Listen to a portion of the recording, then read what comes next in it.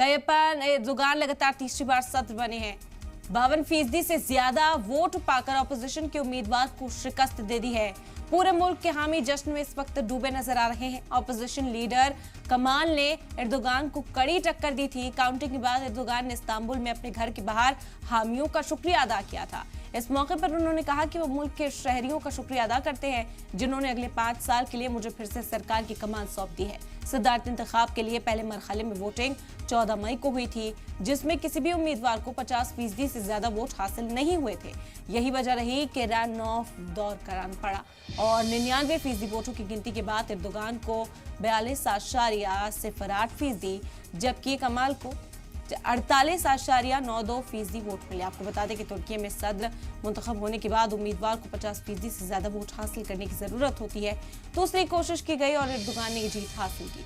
आपको बता दें कि हालांकि इस बार जीतने के लिए उन्हें काफी मेहनत का सामना जरूर करना पड़ा, लेकिन तीसरी बार सदर मुंतखब हो गए हैं एर्दोगान, क्योंकि तुर्की में इस बार जलजले के जो हालात थे वो भी देखने को मिले थे। जिस तरह पूरा मुल्क तितर बितर नजर आ रहा था, एर्दोगान के जीतने के जो इम्कान थे वो काफी कम नजर आ रहे थे। माहिरीन के मुताबिक एक कड़ा मुकाबला रहा, लेकिन जो हिमायत एर्दोगान को मिली है आवाम की ओर से इतने क्राइसिस के बाद वो काबिल सताइश है और जो मेहनत एर्दोगान ने की थी उसी का फल, उसी का सिला माना जा रहा है। 52% वोट हासिल किए हैं और एर्दोगान तीसरी बार तुर्की के सदर बन गए हैं। आपको बता दें कि पूरे मुल्क में जो सियासी हालात थे वो कहीं ना कहीं उथल पुथल नजर आ रहे थे।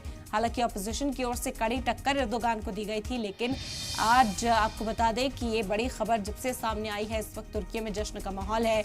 एर्दोगान के हामी जितने भी पार्टी के दिग्गज लीडरान हैं वो भी इस जश्न को मनाते हुए नजर आ रहे हैं। तो एक बार फिर से तुर्की के सदर बने हैं एर्दोगान। तैयब एर्दोगान लगातार तीसरी बार सदर बने हैं। 52% से भी ज्यादा वोट पाकर अपोजिशन के उम्मीदवार को शिकस्त दे दी है। पूरे मुल्क में हामी जश्न में इस वक्त डूबे नजर आ रहे हैं। अपोजिशन लीडर कमाल ने भी एर्दोगान को कड़ी टक्कर दी है और काउंटिंग के बाद एर्दोगान ने इस्तांबुल में अपने घर के बाहर ही हामियों का शुक्रिया अदा किया। इस मौके पर उन्होंने कहा कि वो मुल्क के सभी शहरियों का शुक्रिया अदा करते हैं जिन्होंने अगले 5 साल के लिए एक बार फिर से उन्हें सरकार की कमान सौंप दी है।